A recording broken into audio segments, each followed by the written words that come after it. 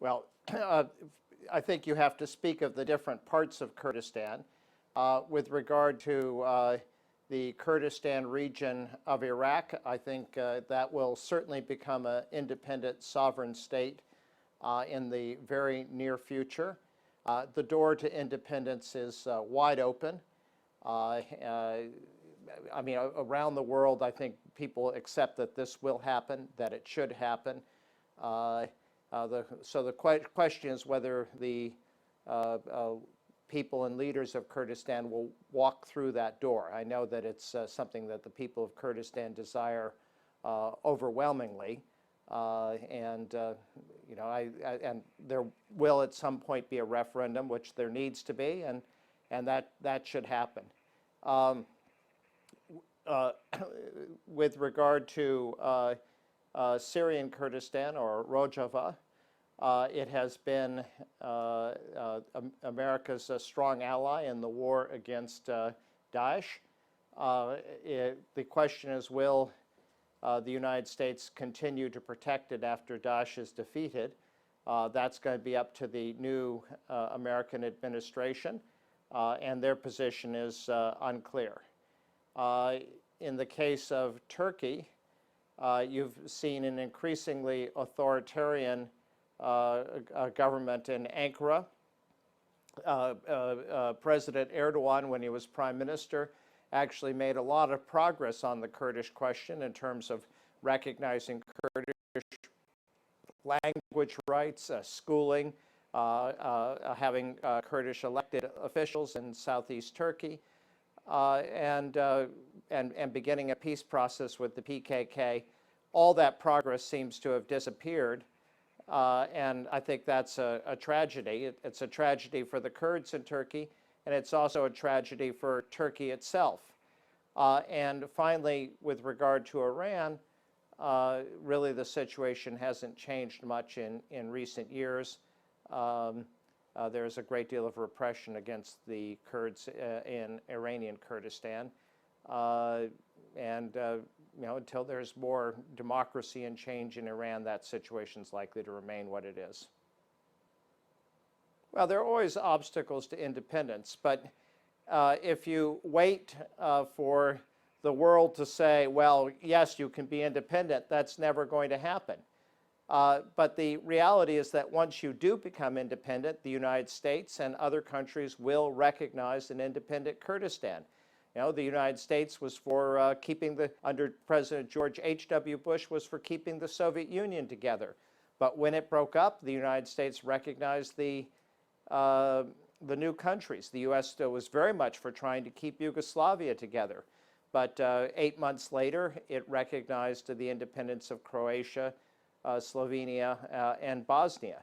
So, you know, this is a door that you have to walk to. But I have to say that that Kurdistan is much better prepared for independence than any other place that I've seen. And I've been involved in a number of countries that have become independent: East Timor, Croatia, Bosnia, Lithuania, South Sudan, and East Timor is really Kurdistan is really the best case, the best prepared. It has its own government, it functions well, it has its own military, it has a source of revenue, and the population, again, almost unanimously supports independence. So it's a door that needs to be walked through. The best way to do it is going to be through negotiation with Baghdad, and Baghdad seems to accept that Kurdistan will be independent. Prime Minister Abadi has said that there's a right to self-determination. They've agreed to set up a committee to discuss Kurdistan's independence. There are a lot of issues to be resolved. For example, the dividing up of the assets and liabilities of the former Iraq. This is normal when countries break up. Each new country has to take a portion of the national debt. It also gets a portion of the national assets. But it's very complicated to come up with the right formula. Today, Kurdistan controls almost all the territory that it has always wanted, but there has to be an agreement with Baghdad on the precise boundaries. And certainly in some of these territories, the population should get to choose, as is required under Article 140 of the Iraqi Constitution. Of course, that should have happened by 2007, but the Iraqi government has a very casual view toward its own constitution. But there are lots and lots of other issues that need to be resolved: citizenship, questions of education. It's a very complicated process, but the important point is that it's beginning. Well, I don't entirely know, because Mr. Trump has said different things, but he has been very positive about the Kurds, as is true for the current administration. I think Americans recognize, and Mr. Trump recognizes, that the Kurds have been America's best ally in the Middle East. So there's a lot of sympathy for the Kurds, a lot of support for the Peshmerga. Mr. Trump's national security advisor, General Flynn, who served in Iraq, has said that he does believe there will and that there should be an independent Kurdistan. Today, there's a task force that's releasing a report with former Secretary of State Madeleine Albright, Secretary of State under Bill Clinton, and Steve Hadley, who was National Security Advisor under George W. Bush. And while it says that it doesn't support an independent Kurdistan right now, it thinks that it will happen, and it just needs to be at the right time. So I think there's a broad acceptance that the Kurds deserve their own state, that they will have their own state, and that the United States will support it. Again, the step, you can't wait for the U.S. to say, well, please go for independence or we'll support it. That won't happen. The way in which the United States and other countries respond is to recognize the independence of a country that declares its independence. It's a different process. And so it's really, the next move is up to the people of Kurdistan. Well, I was there last week, and I traveled from the Tigris to the Euphrates. I was up in Kobani, and I went down to the front line 25 kilometers from Raqqa.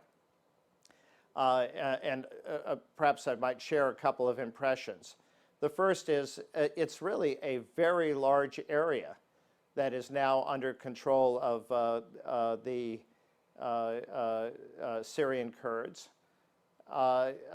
Second, the Syrian Kurds, the people there have been heroic in fighting Daesh.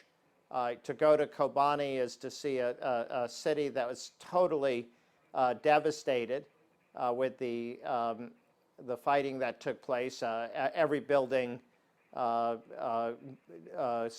significantly destroyed. Now, some part of it's been rebuilt. Lots of people lost their lives. There was really extraordinary bravery in the government office. The defenders were on the third floor. ISIS was, Daesh was on the ground floor, and the prime minister's office was in between, and it was destroyed. But just, you have to imagine being on the third floor of a building with your enemy on the ground floor. You have no escape. And the other thing, the heroic role of the YPG and the YPJ, the fact that they're, women, these young women who are fighting, and again, quite heroic. So that's one impression. Second, what they stand for in terms of gender equality and secularism is attractive, certainly to the West. I think there needs to be greater democracy there in terms of participation by other political parties. But their situation is difficult because with President-elect Trump saying that he wants to work with Putin and Assad, and with Assad on the verge of winning the war in Syria, the question is what will happen to Rojava? And will the United States be willing to defend it? I don't know. So that's a question. Yes, I think it is my advice to work together. you know, if they can fight about who's going to be in charge of Rojava, but if there is no Rojava, there's nothing to fight about. So this is really a time for all the parties